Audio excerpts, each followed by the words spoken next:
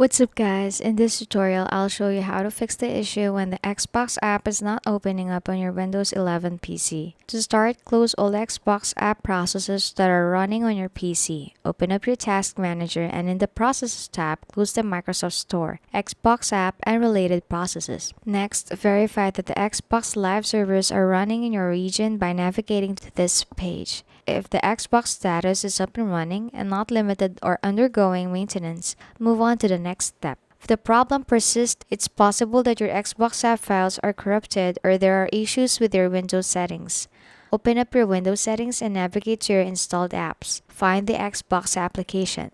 Click on the menu icon and select Advanced Options.